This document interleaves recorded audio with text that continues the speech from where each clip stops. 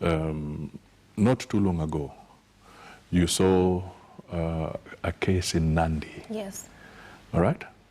Where families were being evicted and graves of their parents were being dug up and so forth. Now, when you look at it seriously, transactions were conducted. Yeah. People were paid money. Yes.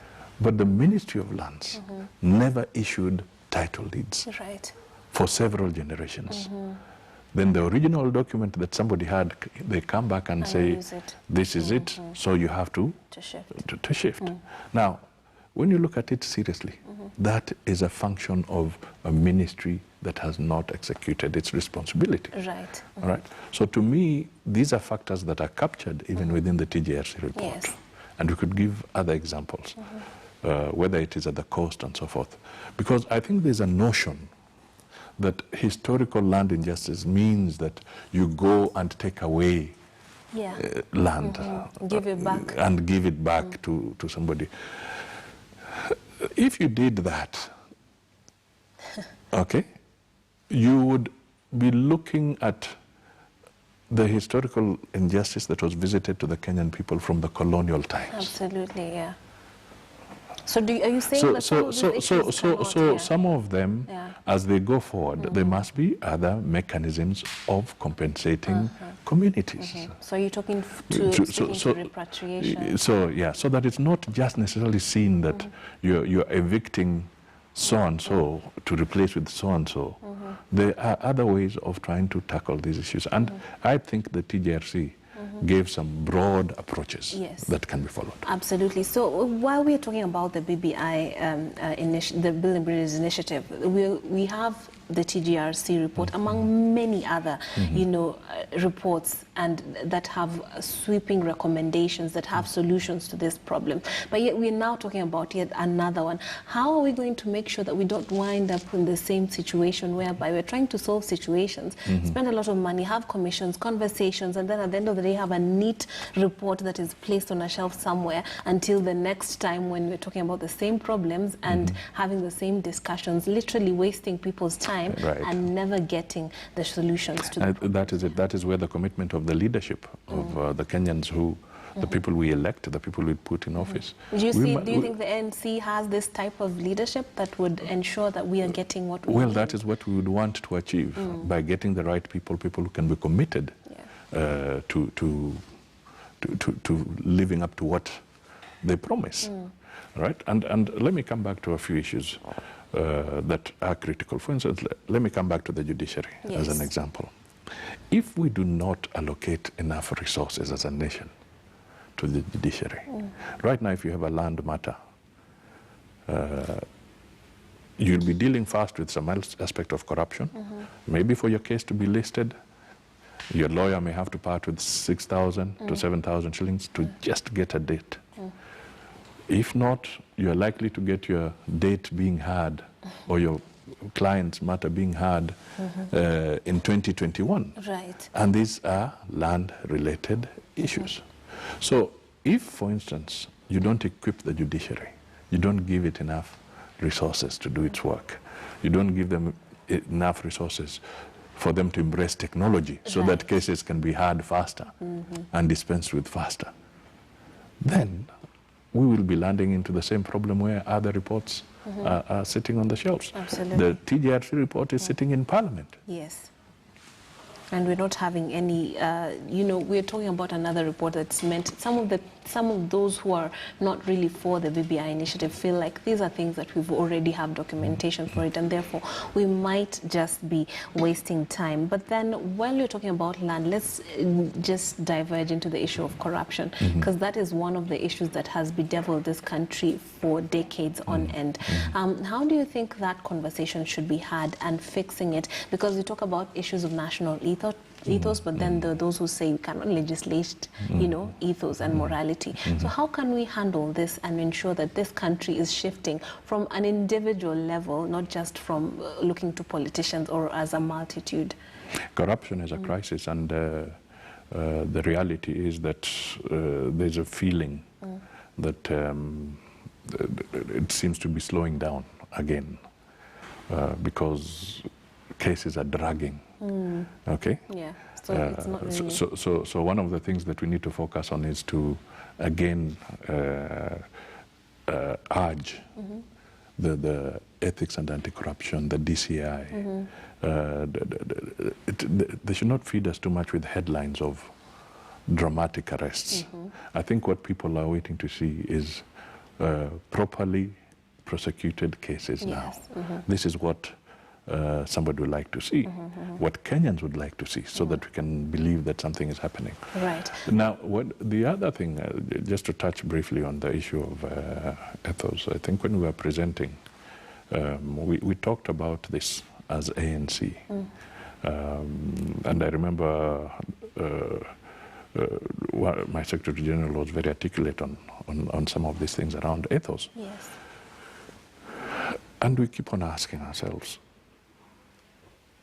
some of the guys that are now embarrassing us, and I don't want to name names, but they're now embarrassing us. How were they cleared?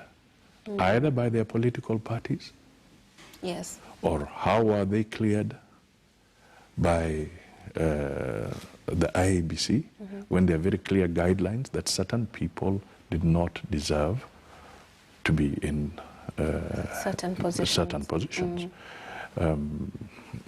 If you're a politician and you're brandishing a gun all over the place, where do you want other people to go?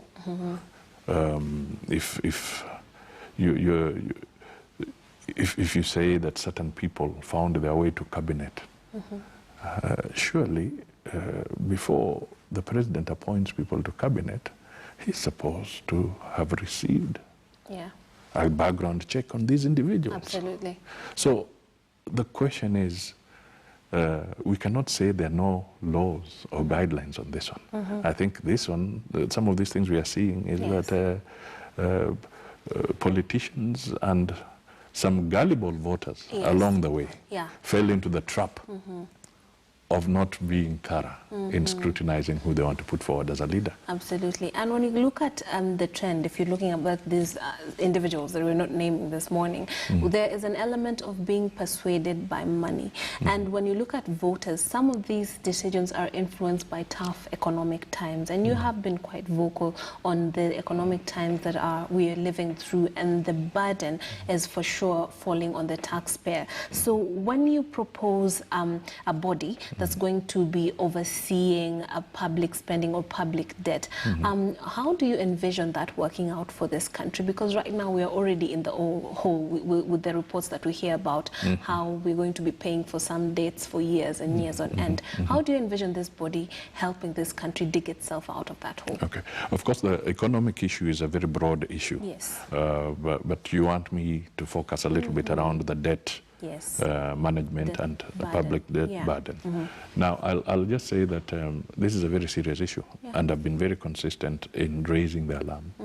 I started raising the alarm way back in 2015, telling people that the numbers, when you look at the numbers of that are being churned from the Treasury, things are going south when it comes to debt issues. And now, indeed, we have a very big debt running into trillions.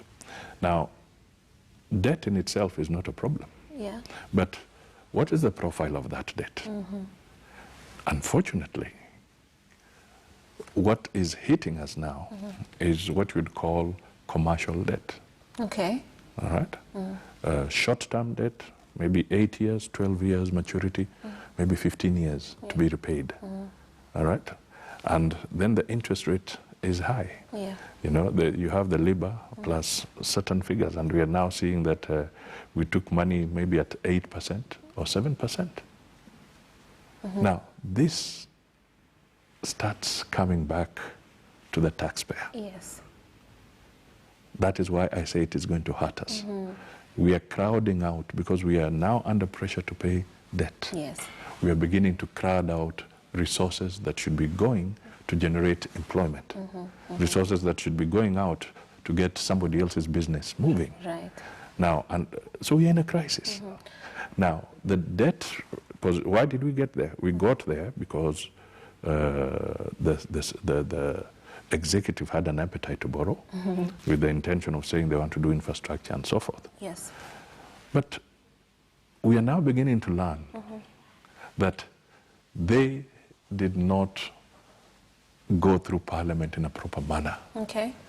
Some of these debts were not properly checked. The contractual obligations executed, and Parliament was being used as a rubber stamp, or not even knowing that certain contractual obligations had gotten into. So the body we want to try and create, and I hope Kenyans will see the logic. We suggested it to the BBI, and we have one of our members of Parliament at a very advanced level in drafting the bill, which shall then go through the motions. We want transparency and full disclosure in what debt obligations we are entering into. And we want a body that can caution and warn the Treasury that this is bad debt. Don't take it. And that body becomes accountable directly to Parliament. Now, for efficacy, we have so many bodies in the country. What would be special about this one that would ensure that they would not be overrun in their decisions or in their mandate? It depends on how you, how we anchor them in the law, all right? Because right now we have the Public Finance Management Act, where there's supposed to be a debt management office. But that is a very loose office. It operates at the whim of whoever is sitting at the Treasury. But you want to give this entity some measure of independence. You know, when central bank was as it was, there was no security of tenure. The governors could sit there for 20 years. Treasury could direct the central bank in whatever way they wanted. So central bank could not undertake its core mandate of containing inflation and directing monetary policy for a very long time. I can tell you that I was the one who then pushed with Mika Cheserem, and we amended the law and gave central bank governors security of tenure, limited their term to a maximum of 2 terms, redefined the role of the central bank. And I can tell you that that anchoring of the law is what is helping Njoroge to manage our monetary policy under very difficult circumstances. So we can equally create a debt management entity that will help the nation manage its public debt and how they engage in public debt. There are examples of Ireland, there are examples in other countries, even in Africa, where this has been properly put in.